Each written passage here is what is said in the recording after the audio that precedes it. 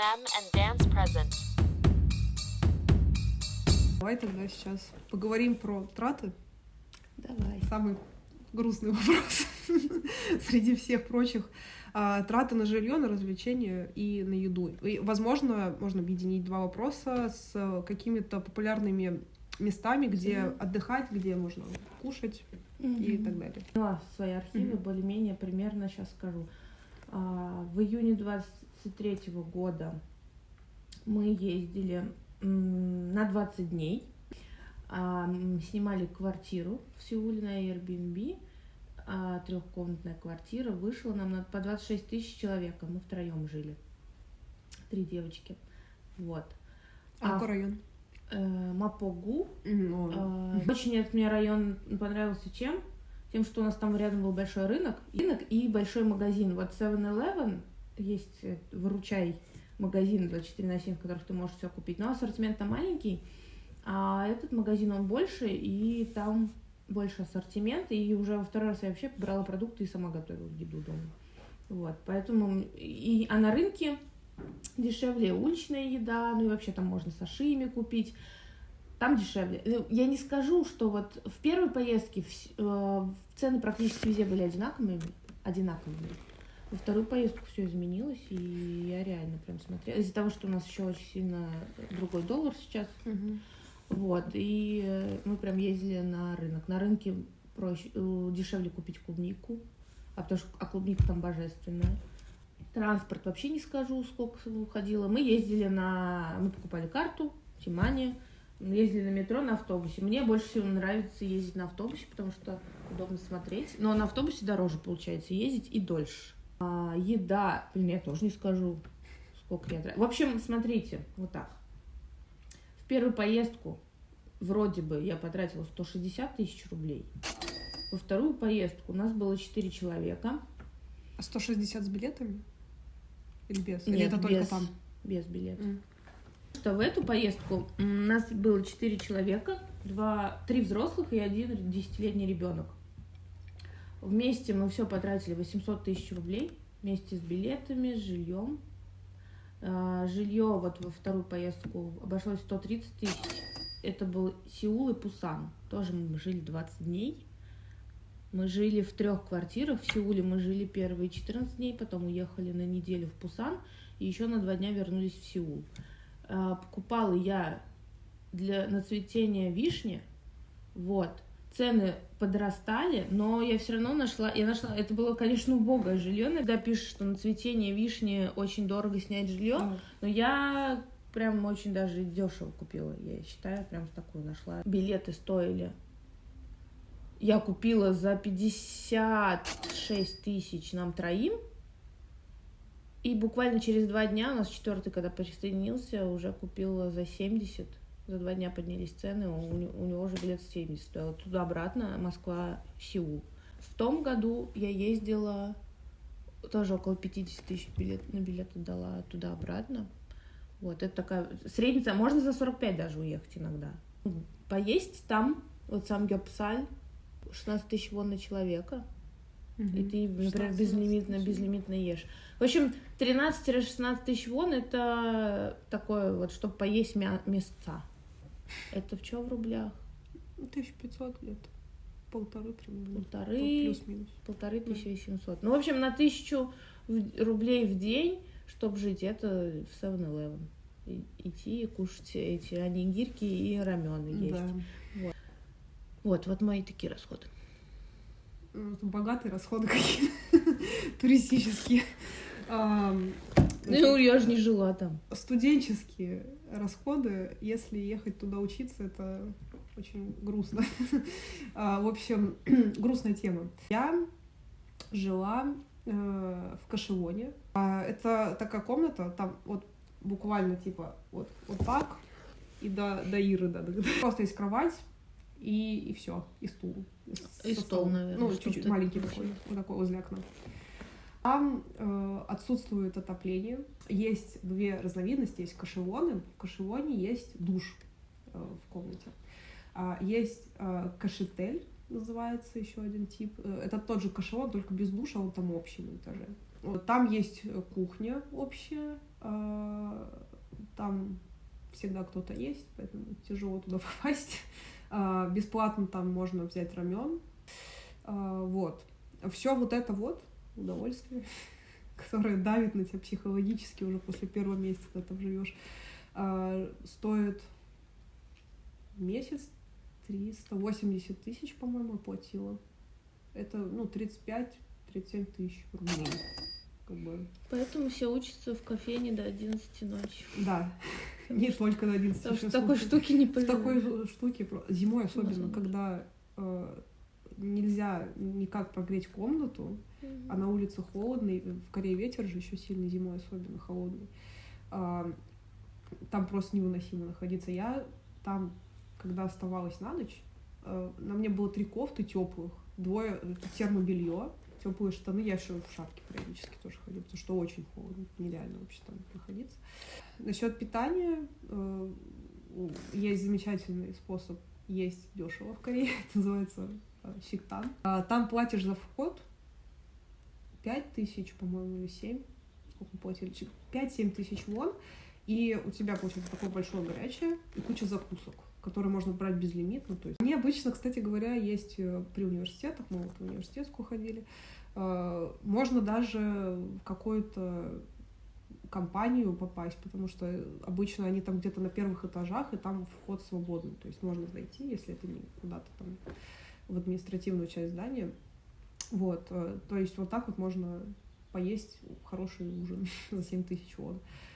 Плюс 7-Eleven, да, там достаточно много чего интересного есть, все дешево, там сколько нигири стоит? От 1500. 1300, 800, 1300 большой, да, 800 маленький. Да, то есть вполне себе.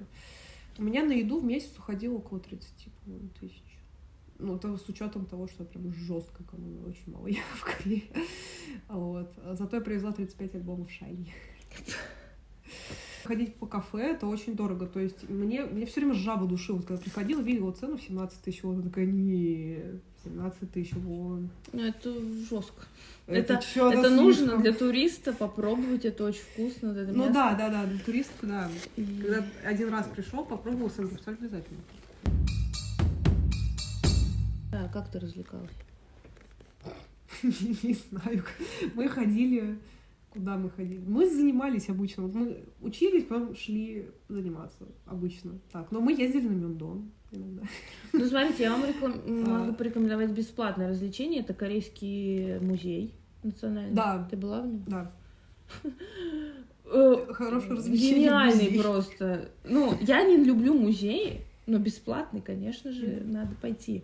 Там очень красивый национальный музей. Музей Хангыля еще есть на этой же территории. Вообще классно. Там интерактивные инсталляции разные. Так интересно. Детская зона. Я вообще там играла в игры, буквы учила. Книгу читала про сказки, потому что классно. И бесплатно, понимаете? Гулять. Парки. В парке. Бесплатные развлечения. Парки там шикарнейшие. Там шикарные парки. Любой. Везде есть прудик, там живут цапли, кушают лягушек, и никто цаплю эту не хочет убить. Это не просит у нее камень, она просто живет и кайфует. Там оснащенные спортивные дорожки. Вообще развлекаться, они бегают там. И ты ходишь, смотришь на них, чувствуешь себя каким-то не таким, хочется тоже пойти и начать бегать. Почему бы нет? На велосипедах много катаются еще очень. На Хонде, это улица развлекательная, самая популярная, туристическая. Там есть желтый магазинчик с кимпабами. Это сразу совет. Там очень дешево и вкусно можно поесть кимпаб. Он очень вкусный. Не только большой. Да, там не только кимпаб. Еще можно там взять. И наборчики есть такие, когда берешь и пельмешки. Да, пельмешки. Там еще тонкосу. Что там на Мёндоне? На Мёндоне есть, в принципе, вообще все для туристов. На самом деле, там есть уличная еда. Там есть много мерча разного, официального, неофициального. Там рядом есть национальная деревня, если интересно, какая-то традиционная составляющая. Да. Прекрасно видно Намсан. На гору Намсан я рекомендую сходить. Но если идти на Намсан пешком, то надо прям утром идти. Да, там далеко, вид там роскошный вообще, на самом деле. По Пусану. Ой, по Пусану. Если вы фанат BTS, вы идете в кафе Папа Чимин, Лайн парк. классные вагончики. Туда не попасть просто так. Нужно обязательно заранее купить билетик, иначе вы не попадете. Была там есть аквапарк Оазис. Это аквапарк и спа совместно с видом на море. Очень красиво. Стоит это около 5000 рублей. 4,5. Там можно пойти только в спа, можно пойти только в аквапарк. Можно взять вместе. Мы брали все сразу. Традиционно я не сходила. Лучше не надо. Мне в купальне эти сломали жизнь. Купальни, они там мне сломали жизнь. Корейцы, у них такая есть фишка, как у вас в зоне. Традиция. Они голые в купальню голыми, да. Да, и в принципе тебе нельзя выходить в купальнике никуда. Меня уборщица останавливает, говорит, иди разденься и выходи. Ты не должна быть одетая. Даже если ты иностранец. Вот. И помывочная, то есть у нас как там, где у нас есть помывочные, у нас там это души и все. А у них там такие теплые, горячие ванны такие. Ты там везде ходишь голая, у них очень много средств уходовых, которым ты можешь пользоваться. Не знаю, там у тебя было? Да. Если вы не можете перед людьми голым ходить, там туда вам не стоит идти. Караоке. Караоке. Караоке топ. Сколько там, по-моему, мы платили за вход за 2 часа 5000 вон на троих. Было вообще роскошно. А корейцы все хорошо поют, кстати. Вот если посидеть и послушать, там же слышно, кто в других кабинках поет, они все поют хорошо. Вот такое ощущение, что они все певцы. Наверное, мне так кажется, что язык играет свою роль, но у них очень мелодичный. А вот World еще. Я не была. Я тоже не была. У меня были там одноклассницы. Билет туда стоит 55 тысяч вон. 5-6 тысяч рублей получается. Это на весь день. Там есть еще VIP. Когда ты без в обход этих очередей, все простояли в одной очереди 2 часа, в другой 1,5 часа. То есть они там особо-то не покатались, но им понравилось все равно, тем не менее. Потому что они до этого не были в таких парках. Я думаю, мне бы тоже, наверное, понравилось. Потому что я не была в Диснейленде. Меня, наверное, бы тоже так впечатлило. Я что-то зажала денег столько, но это тоже 50 тысяч вон. Зачем? Чтобы постоять в очереди. Зачем? Вот. Сеул Скай еще это самое высокое здание в Корее, в Сеуле. Там смотровая площадка есть, там не было. Я боюсь высоты, мне страшно. Я не трачу на деньги, я лучше покушаю. Просто я турист, который познает культуру через еду, через какие-то покупки чего-то уникального именно этой страны, а не чтобы вид посмотреть. Вид я посмотрю на природе. Мне там очень нравятся горы. Я советую всем идти в горы. И у реки Хан пикник устраивать. Потому что Сеул и Пусан — города, которые очень гармонично существуют с природой. Это прям вообще для меня кстати, любовь. Это очень здорово. Там, если приехать на главную площадь Сеула, где Кёнбокун находится, там центральные его ворота, сзади горы и тут же небоскребы. То есть это прям вообще соединение таких 3 сфер прям в одном месте. То есть и история, какие-то здания исторические, и природа, и современные какие-то модернистские постройки. Да, с Национального музея тоже такой вид. Еще можно бесплатно на крышу подняться. Есть смотровые площадки. Это обычно какие-то офисные здания, но их надо искать, потому что то, что я скидывала Ире, где она была, где я тоже была, крыша здания, там можно просто пройти, потому что там никаких ограничений, ничего нет. Не во всех зданиях это возможно сделать, но есть такие здания, можно подняться наверх, просто с крыши посмотреть на город. Там вид вообще роскошный. Да, вид классный, там видно и Намсан, и Лотте, вообще такой вид очень крутой. И другие офисные крыши смотришь, прикольно, что у них у всех на офисных крышах мини-садики, деревья растут, трава. Я считаю, что Хондай какой-то переоцененный район. Я знаю, почему-то мне он не нравится. Ты просто стоишь один, минуту, ничего не делаешь. Я, когда первый раз такое произошло, стояла и ела корн-дог. У меня просто все лицо было в жире. Я стояла вся в прыщах. Я такая, Вы меня зовёте? Я была очень... потому что ты иностранка. На Хондай очень много таких корейцев, которые думают, что если там есть какая-то иностранка, к ним можно очень просто легко подойти и сказать: все, я кореец, всем привет, там, как дела? И все, и все должны такие: ну, кореец. Вообще-то да, потому что, наверное, там туда для этого и едут. Ну, не знаю, вот, там улица мотелей, там прям улица целая из мотелей состоящая есть рядом с Хондой. Это очень приятно, на самом деле. Вот, первый раз, когда вот со мной такое произошло, просто стояла, ела этот сраный корнблок, извините. Просто стою, вот я стою, рядом со мной девочка. И я слышу, у меня где-то над духом вот это вот hello, where you from? Я такая думаю, может, он не мне? Может, мне не поворачивать? Что происходит? Я смотрю, а там, ну, вот этот типичный такой, ну, с Хондой мальчик. Вот это вот красивость, причесочка, модный стоит. Привет. Я такая: не хочу. Я не хочу с тобой разговаривать. Вот, и он как вот прям как липучка, типа, я ему сразу сказала: я не хочу, все, нет, никаких, ни where you from, ничего. И в какой-то момент, вот пока я пыталась с него отвязаться, что-то ляпнула на корейском. Ты говоришь по-корейски? Говорю: нет. Казалось. Вот, в общем, пришлось дать ему какао, чтобы он просто от меня отстал, и потом его просто заблокировал, и все сразу. Вот. Короче, они вот какие-то, не знаю, вот именно вот на Хонде какие-то высокомерные, что ли, которые думают, что раз они корейцы, просто потому что они корейцы, то все, им все можно. Я общалась с двумя, было нормально. Один раз тоже со мной подошли познакомиться, один из двух, двое парней было, двое ко мне подошли, он начал со мной, они все говорят же по-английски, а я никогда не говорила, что говорю по-корейски, потому что мне интересно, что из этого будет, потому что особенно если он не один, интересно, о чем они там будут по-корейски говорить между собой, да. И вот в один из таких случаев подошел ко мне мальчик один со своим другом, начал со мной разговаривать, я, естественно, пытаюсь как-то от них это отделаться. В какой-то момент, ну, я не помню, я пыталась с ними разговаривать так, очень отстраненно. И, видимо, он подумал, что это все, это зеленый свет. Я не знаю, почему он так подумал. Я пыталась холодно максимально относиться к этому диалогу. И он в тот момент, когда он разговаривает со мной, он своему другу на корейском начинает говорить, типа: скажи нам телефон мотеля. Я такая: чё?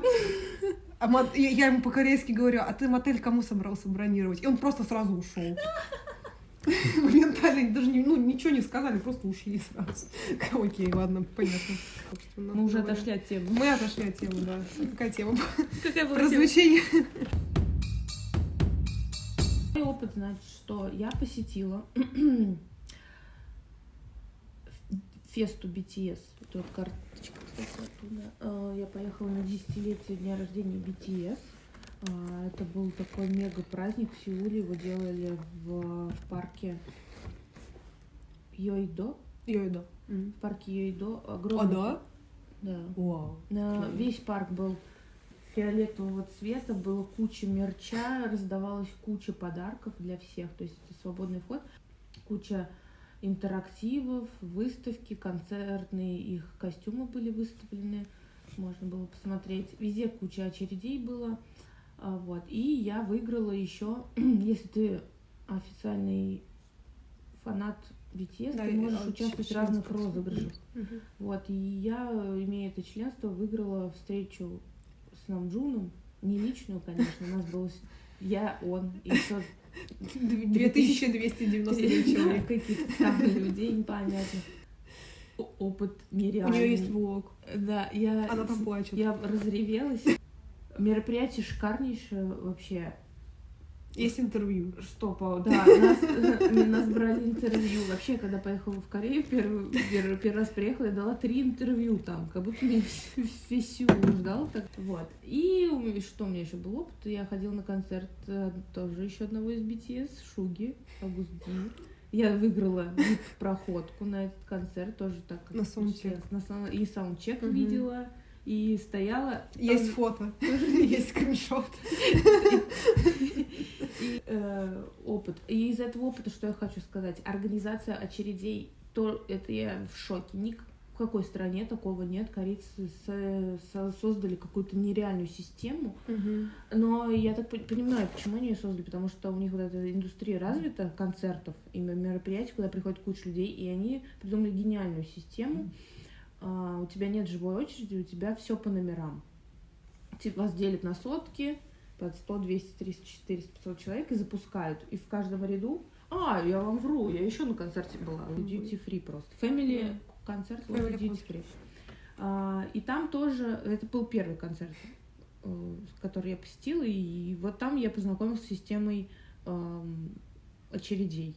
То есть у тебя есть свой номер, ряд, цифра, буква, и все. Ты не сможешь пройти вперед кого-то, или там ты будешь сзади где-то, кто-то вперед тебя пролезет. У тебя есть твой номер, и никто не будет тебя опережать, и ты вперед куда-нибудь не пролезешь. Все это контролирует став, они тебя блоками вас запускают. Ну, у меня опыт посещения концертов не такой. Я чаще всего приезжала просто потому, что я хотела какой-нибудь мерч посмотреть. Вот. Я была на концерте Тиминиш, а не только. Еще я его трогала. Вот. Ну, она его не трогала, а обнимала ее. Ну, не... Ладно.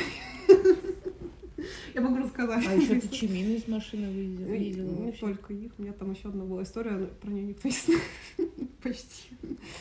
Ну, вот, конкретно про шоу, на котором я была.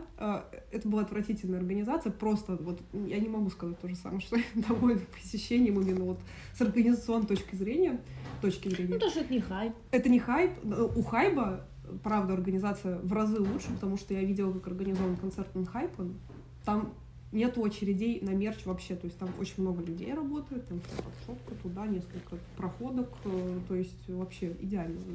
Прекрасно было. Нету нигде толпучек никаких, никто никого не трогает, все нормально. Понятно, куда идти, где какие зоны, их очень много там было. А вот там, где я была, просто началось все с того, что площадка была выбрана за пределами Сеула, это Инчхон, город соседний с Сеулом, и добираться до него очень долго, это 1,5 часа, это рядом с аэропортом практически находится. Вот, и там, чтобы вот с метро, где можно доехать до аэропорта, доехать до этой арены, ну, там поле просто, там ничего нет. Просто вот какая-то дорога, просто трасса, все. Никаких пешеходных дорог, ничего нет. И, как оказалось потом, там были шаттлы, которые довозили от метро до этой площадки, но про это никто не написал. Они присылали только вот платный трансфер с разных станций Сеула по 30 тысяч вон. Все. То есть вот про эти бесплатные шаттлы вообще никому ничего не сказали, никаких оповещений, ничего не было. Вот с этого началась большая проблема, потому что это были еще дни концертов, самые холодные дни. В Корее, вот, по-моему, реально холоднее не было ни разу вообще, вот, чем в те выходные. Я первый день хотела посмотреть, где эта площадка, доехать не доехала, потому что про эти шаттлы я еще тогда не знала. Узнала вообще случайно с Ютуба, просто какой-то обзор включила на то, как добраться до этой арены. Вот. Не доехала, замерзла, очень боялась заболеть. Ветер еще какой-то страшный был, вообще была очень злая. Написала про это в какую-то группу ВКонтакте или там в Телеграме, не помню, меня засрали, сказали, что я зажралась, что тут в России, в других городах, чтобы в кинотеатре концерт посмотреть люди едут, а я там не хочу ехать куда-то неизвестно куда, в Корее находясь, в общем, там грустно все было. Вот. Когда я туда все-таки приехала, там просто куча людей, какая-то толпа, непонятно где заходить, никакие вот эти секторы. На билетах, кстати говоря, вот мне, что больше всего меня порадовало, был написан определенный сектор, вот как у тебя, по буквам. И когда ты заходишь туда, там, чтобы пройти в определенный сектор, нужно через другой проходить. И про это тоже никто ничего не сказал. Я просто как-то очень спонтанно подумала, думала, попробую сюда зайти. Мне сказали, ну да, все правильно. Само шоу, его, конечно, тоже потом немножечко посрали, потому что оно было очень коротким, но шоу 2 часа всего. Очень все быстро прошло, зал очень маленький какой-то был, там билеты раскупили тоже моментально, то есть очень большие проблемы с покупкой были. И нет, само шоу, вот прям вот его наполнение, да, если судить, ну просто вообще, это нереально, вот как и рассказала, когда ты сидишь, вот видишь перед собой человека, которого ты там на фото видел только вот на плакатике дома висит, там, на Ютубе, ну, в лучшем случае, да, ты можешь посмотреть. Когда ты его видишь на сцене, когда он выступает, когда он поет, ты видишь вживую то, за что ты его любишь, за то, что ты ценишь этого человека. Это вообще это нереально какое-то ощущение. Я просто, по-моему, плакала всю дорогу домой, все 1,5 часа, мне просто слезы лились. У СМ просто есть такая проблема, я заметила. Они именно почему-то не умеют организовывать концерты. То есть там все время какой-то бардак в этих очередях, там эти очереди, они организованы, но какие-то длинные, там, потому что, условно, ты приезжала на концерт Тайона, это было уже в феврале, из NCT. Там была огромная очередь, я представила тоже мне что-то, по-моему, 2 часа, просто потому что там был 1 человек на мерче. Насчет встречи, это тоже возможно, мне повезло. Повезло повернуть голову. Просто. Это было в феврале же, по-моему. Где-то в первой половине февраля я приехала в СМ, чтобы мерч себе какой-то там посмотреть. И просто там есть переход к зданию. Я просто стою с телефоном, тоже что-то копаюсь, жду там светофор. Повернула голову в сторону, смотрю, парень стоит. Ну, парень не парень. Типа. Таких парней много. Он в кепке был и в маске. Обычный кореец, все. Не зацепило абсолютно. Я обратно что-то в телефон уткнулась, опять подняла голову, светофор еще не переключился, опять поворачиваю голову, и он в этот момент голову поднял. Я увидела, по глазам поняла, что я настолько хорошо вот. Поняла, что это он. И я даже не подумала, я просто пошла.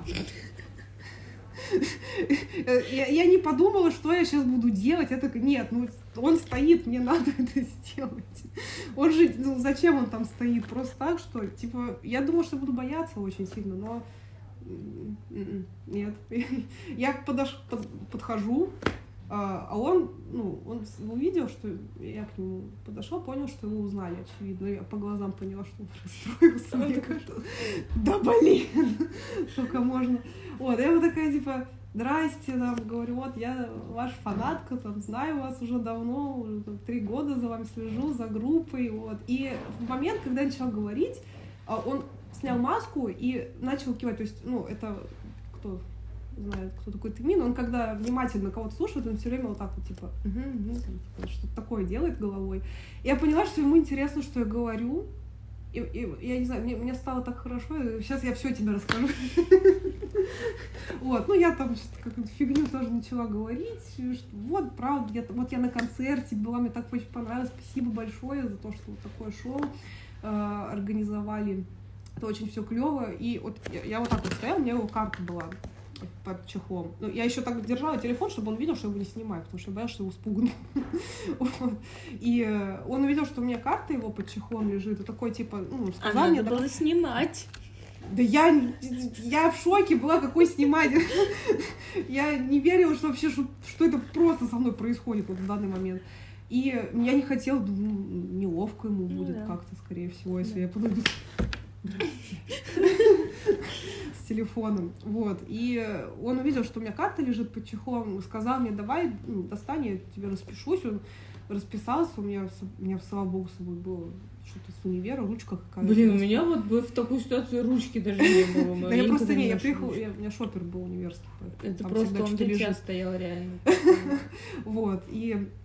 Потому что у тебя же могла быть карточка Чимина там, например. Реально, кстати. Кто-то из Шайни тоже. Хотя Чимин его друг, он бы сказал, спешись на Чимине, я его передам.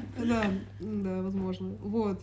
У него еще не получалось, он же на весу это делал, типа, он так еще что-то старался. Это такая, там такой... Дима, вот это свидетельство о браке, подпиши, пожалуйста. Вот. Он прям старался, то есть ему прям реально... Не то, что он так, типа, отвязаться быстрее, уйти, он прям хотел что-то вывести. У меня эта карта подписанная, она очень такая искорябанная, там такое все непонятно, просто вообще капец. Вот, и он, получается, расписался, отдает ее мне, такой, типа, она тюлей, типа, давай обнимемся. Я такая, это внутри меня происходило. Я стояла абсолютно с каменным лицом, такая, давай. Давай, да. Вот. Да, я обнималась с Тымином. Вот потом он куда-то ушел просто. А я знаю, как он пахнет. Вот то, что ты мне купила в Корее. Плюс-минус такой запах. Пахнет. Он не этой штукой пахнет. Он пахнет штукой из Дайса за 68 Он пахнет какими-то духами за 100 миллионов денег, скорее всего. Он просто запах очень похож, поэтому он пахнет хлопком. Да, ну типа того. Вот. Еще одна у меня была история, но я ее заглавила, со мной заговорил Кей-поп в кафе. Вот, но это я никому эту историю еще не рассказывала. Это эксклюзив. Это очень неловкая история. Неловкая? Да, очень максимально. Если там я как бы сама проявила инициативу, вот. Здесь это было максимально кринжово. А я не помню, я приехала в СМ, тогда. Тоже за мерчом, по-моему. Я не помню. Вот. И я решила там погулять, зашла в кофейню. Там пригодилась одну кофейню, в которую хотела сходить. Я захожу, передо мной заходит какой-то парень. Стою, я такая, окей, проходи, тоже в телефоне, все время в телефоне в таких моментах сижу. Вот, так вот стою, за ним в очереди встала, начинает заказ делать, я такая, слушай, голос какой-то прям знакомый. Ну, показалось. Странно, может быть, где-то слышала что-то. Может, просто какой-то типичный голос, не знаю. Короче, не придала значения первой вот такой фразе, которую он сказал, а потом что-то еще добавил, и я такая, слушай, по-моему, это Букён из EXO. Вот как будто прям очень знакомый голос. И я такая, да нет, не может такого быть.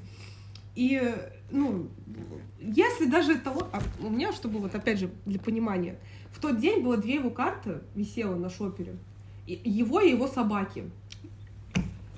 И в чехле тоже его карта лежала. И на заставке его фотка стояла. Такая, как если ты это делаешь? А я не знаю, как это получилось. И я такая думаю, блин, это еще кофейня, а это его, если это реально он, его надо не трогать, не дай бог, там подумать, что я за ним, может быть, схожу, типа, выслеживаю, как бы, мало ли, в Корее это не частая практика. Я думаю, надо сделать так, если вдруг это он, чтобы он меня не заметил максимально. Делать вообще ничего, знаете, я плинтус, я кирпич, все. И не привлекать внимание, короче, к себе. И я подхожу, делаю заказ максимально с таким, Паша, побыстрее, пожалуйста. Хочу уйти. Вот. И я боюсь, типа, повернуть голову, чтобы посмотреть, это и он или нет. И я такая, значит, сделала заказ, максимально так потихонечку отхожу в сторону. Бариста там придумал все эти заказы, начал готовить. Он сделал заказ раньше, если это он раньше уйдет, слава богу. Вот. И я такая стою, в телефон тоже так вот максимально незаметно начинаю что-то копаться. И меня сбоку просто начинает... Я не поняла, что это мне вообще начало. Но ты же меня узнала. Серьезно? Я такая... Я поворачиваю голову, вижу его лицо. Во-первых, понимаю, что это он. Он без маски? Да. И вот просто он такой вот говорит эту фразу, просто он стоит вот так. Типа, знаешь, высокомерненький такой взгляд, сучий немножечко. Ну ты же меня узнала. Я такая...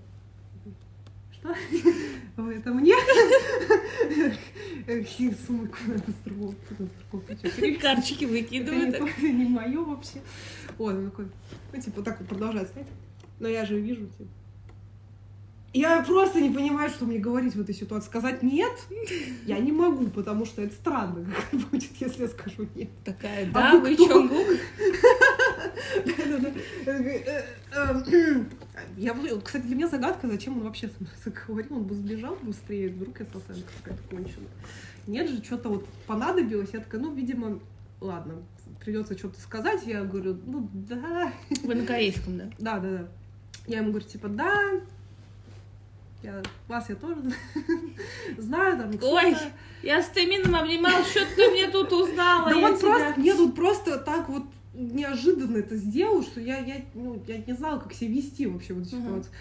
И вот я что-то пытаюсь связать в предложении какие-то там 3 слова, которые у меня в голове в этот момент были. И вот он стоит в этот момент, вот опять же, в этой же позе, такой типа... Вот он буквально это лицом сделал, я еще больше не поняла, что мне говорит. Я говорю, что это нахрен знает? Типа, да, продолжаю что-то там собирать, какую-то фигню абсолютно вообще. Я не знаю, я не готовилась к этой встрече. Вот, и вот там сколько это длилось? Минуту, что ли? Минуту-полторы. И пока вот я все это в кучу собирала, ему сделали его заказ, его позвали, и он такой, ну, типа, все, спасибо, я там, уже более какой-то вежливой манере такой, ну, в подвале со мной, кстати, разговаривал, вообще как неуважение. Вот, такой, типа, все, спасибо, и мне надо бежать, идти. Спасибо большое, ты красивая. Что-то он такое мне сказал. Я такая, я аж растаяла, я забыла, что до этого было вообще. Я такая, папа, спасибо. Все. Я поняла, что это было сейчас. Вот, он просто ушел, я осталась не понимать, что происходит. Я тоже к ним подходила. Но вот они как раз были со Стафом, и Стаф не хотел, чтобы я к ним подходила. Потому что вот тогда, мне было тогда все равно. Я болела, мне было очень плохо. У меня еще экзамены были в этот период. Я вообще себя отвратительно чувствовала. И я тоже их увидела, они тоже выходили просто с центрального входа выходили. Вообще, это для меня была первая встреча вот так вот прям лицом к лицу. Я не ожидала, что такое возможно. И они вышли тоже со Стафом, с мальчиком, наверное, менеджер какой-то. Вот. И я когда подошла, я узнала только одного, потому что у него лицо такое достаточно яркое, сложно его не узнать. Вот. И я к ним подошла, вообще пофиг было. Просто, вау, надо подойти, типа, вот такие мысли были, как все равно было. И я когда подошла, поздоровалась, у меня такой дядечка этот такой, типа, типа, нельзя. Ну, мальчик, к которому подошла, сказал, подошла, да, все правильно. Такой, типа, все нормально. Я такая, спасибо. Вот. Он сказал, что там еще второй был. Но это я поняла уже, когда... У меня была салфетка, он мне попросил, чтобы мне на ней расписалась, потому что у меня больше ничего не было с собой. Вот. Он передал его второму мальчику, сказал, что это тоже мальчик. А где салфетка? Что не принесла? Она у меня дома лежит. Кстати, цены на концерты, на билеты. Сколько у тебя стоило? ВИП место на концерт Шуги 14 тысяч рублей. ВИП? Да, мое место стоит 14 тысяч рублей. А Света, со мной девочка ехала, она тоже участвовала в конкурсе, она выиграла тоже билет, но не VIP, она в розыгрыш входила в обычное сиденье, у нее был второй ряд сидячий, 10 тысяч рублей ее стоил. Когда ехала уже обратно домой, полсамолета русских, все были на концерте Шуги. Теряешь свою уникальность, реально. Вообще чувствуешь себя таким. Сколько ты минус стоил? Обычные 154 тысячи, 158 тысяч вон. Нет, в рублях. Ну, это 1015, наверное. Угу. И VIP с саундчеком почти 190, ну, почти 20. А ты была на саундчеке? Нет, я не была. Там невозможно было купить билеты вообще на саундчек, в принципе. Они закончились за секунду просто. А вот этот концерт стоил 17 тысяч рублей примерно. Угу. И из них $100 еще ты тратишь в лоты. Ты на эти $100 что-то можешь купить. Получается, сам концерт 7 тысяч стоит. Ну, про учебу это к тебе. Ну, что, это очень сложно. И это очень сильно бьет по здоровью и по ментальному, и по физическому. Я сейчас объясню, что это все значит. Один семестр выходит, ну, опять же, это было полгода назад, 150 тысяч, по-моему. Это один семестр, получается, 2,5 месяца.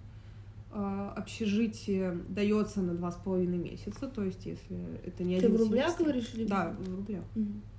Конечно, 145 тысяч вон, 14 тысяч. Нет, в вонах. Нет, стоп, 145 тысяч рублей именно. 3 месяца. 2,5. Общежитие дается на 2,5 месяца, оно стоит 80 тысяч рублей, 80-90, что-то такое. И в перерыве между семестрами, то есть там 2,5 месяца ты учишься, 2 недели каникулы. Если ты идешь на следующий семестр, эти 2 недели надо искать жилье, потому что тебя выгоняют из общежития, ты там жить не можешь. То есть каждый семестр надо бронировать себе общежитие снова. А это очень сложно. Это сложнее, чем купить билеты на концерт. Потому что налетают китайцы, в общежитии живут только китайцы. Потому что они знают, как там быстро все сделать, у них все классно, они там живут в основном. Все остальные снимают жилье. Все, я жила в Кашевоне. Девочки снимали One Room. Это такая типа студия, что ли, если по российским квартирам ориентироваться. Там большая комната, кухня, ванна, туалет. Ну, такая достаточно просторная, они платили очень много за нее. Там очень большой залог, в Корее есть залоги, когда вы снимаете жилье на продолжительное время, и там снять жилье меньше, чем на год не дают обычно, то есть это год и больше. Залоги вообще какие-то огромные, там, сколько, 5 миллионов вон они заплатили только залог, и платили каждый месяц, по-моему, 4. Я не помню, ну, по-моему, больше миллиона они платили, или около миллиона вон. Вот, это почти 100 тысяч. Я когда ехала, у меня было такое впечатление, что языковые курсы это такое веселое мероприятие, когда ты приезжаешь, там вокруг иностранная вот эта вот среда, куча людей из других стран, вы там обмениваетесь какими-то культурными своими особенностями, изучаете вот культуру страны, в которой вы живете, и вот параллельно изучаете язык, а у вас все классно. Нет. Это просто учеба такая же, очень сложная учеба, потому что информации выдается каждый день очень много. Каждый день, как устроен на языковых курсах, например, это 4 часа, и каждые 4 часа тебе что-то выдают новое. И ты приходишь на следующий день, и там опять 4 часа, и опять что-то новое. И вот так ты живешь 2 недели, тебе каждый день что-то выдают, через 2 недели тест. Его надо хорошо сдать, потому что баллы идут в общий зачет, выдают. И потом финальный экзамен. И они смотрят уже все в сумме, как ты поработал за семестр, если у тебя все хорошо, ты проходишь. Причем аспекты языка, которые они проверяют, они какие-то аспекты выделяют. Типа, самые большие баллы, например, дают за разговорную часть. Это самая сложная часть всегда. Это очень сложно, потому что у тебя есть темы какие-то, какое-то количество, никогда не знаешь, что тебя спросят. Вообще. Приходишь, с тобой начинают разговаривать, вообще непонятно о чем. По этим темам, которые ты проходил, но спросить могут вообще что угодно. Подготовиться к этому сложно. Достаточно просто слова, если выучить, наверное, и все. В целом больше никак не подготовишься к этому. Это, правда, жесткий стресс, потому что каждый день надо что-то учить. При этом ты приходишь в класс, где сидят вот эти вот китаянки, тоже из богатых семей, которые только школу закончили, они там приехали поступать, у них языковой год, и они такие сидят. Ой, эти пришли, конечно, все иностранцы, все бесит меня, эти европейцы все. Это вот с ними тоже так тяжело общаться, это ужас вообще. У меня была такая китаянка, ее все знают, знакомые. У меня шутка бесила. У меня вот пример, как они общаются. Мы сидели с этой девочкой в паре на каком-то уроке. Опять же, была разговорная часть, нам дали какое-то задание, обсуждайте. Я такая, окей. Начинает говорить, что-то рассказывает, да, классно, интересно. Потом наступает моя очередь. Я начинаю говорить, я только вот 2 слова еще только подумала в своей голове, такая, и просто отворачивается, и что делать? И говорить с ней, не говорить, она просто так вот сидит. И ничего не скажешь, я старше, надо понимать себя в первую очередь. Про альбом Stray Kids тоже, по-моему, рассказывала, что она в последний день, ее подружка, по-моему, даже не она, принесла альбом Stray Kids, подарила всем, кроме нас. Один раз она, мне кажется, поняла, что я отношусь к ней плохо по моему тону, потому что, мы же все на своих языках говорим, они, естественно, не понимают, о чем мы говорим, мы не понимаем, что они говорят, и в какой-то день, нас каждую неделю... Ты же должна понимать что-нибудь новое. Я так, периодически понимала. Нас пересаживали каждую неделю, чтобы мы каждый раз разговаривали с разным человеком, общаться с разными людьми, учились общаться с разными людьми. И мы не очень это любили, потому что вот когда ты попадаешься вот с такой девочкой, неинтересно вообще учиться становится. И в какой-то день, какую-то неделю мы сидели с моей подружкой. Нам все хорошо было, мы классно проводили время. Вот. И наступает новая неделя, и наш препод забыл, что нас не пересаживать. Мы обрадовались. Сидим такие, рад, классно, все. Будем сидеть еще 1 неделю вместе. И эта девочка такая, извините, а вы нас не пересадили. И мне так жопа сгорела. этот момент. Я что-то так разозлилась на нее, на весь класс практически. Ну как можно быть такой сукой? Просто я не понимаю. Ты по-русски сказала? Да. И у нас русскоговорящих была такая моя подружка, потому что у нас никто не понял. И я так, ну, типа, с такой интонацией сказала, что она на меня посмотрела, мне кажется, она поняла, что я про нее, короче. И после этого она вообще со мной перестала как-то контактировать. Вот, я сейчас говорю, ну, после этой фразы, ну, нас бы побили за такое, сколько можно это терпеть уже? Система оценивания. В корейских университетах она тоже проблематичная достаточно. Когда у них начинается сессия, они получают только определенный процент на группу, которые могут получить пятерки. То есть нельзя списывать, если кто-то кого-то видит, что кто-то списывает, то всех обязательно сдают преподавателю, преподаватель вгоняет с экзамена и не дает потом пересдать его. Буквально грызутся студенты за каждую хорошую оценку. Так, я хотела сказать, что я в Корее закончила, я училась на 2 семестра, закончила 34-й уровень, и этого достаточно, чтобы получить возможность пройти собеседование, так сказать. Эти знания достаточно. Иметь шанс поговорить с потенциальным работодателем, потому что... Ты проверяла на себе это? Я проверяла это на себе, да, 2 раза уже. Вот. У меня были 2 онлайн-интервью.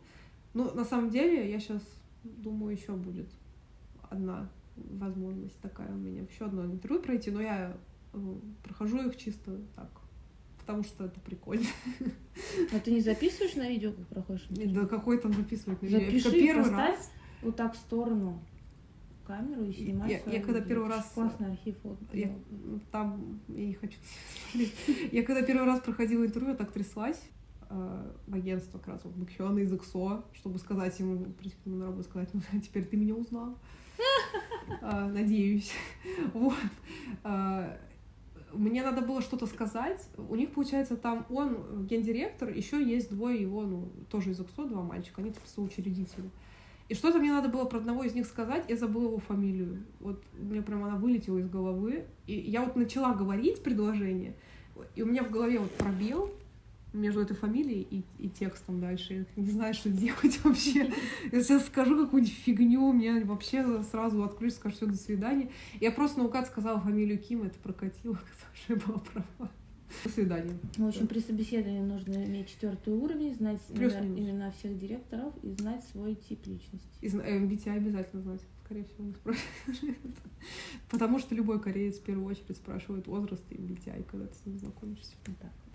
Итак, мы ответили на все вопросы, интересующие нас же.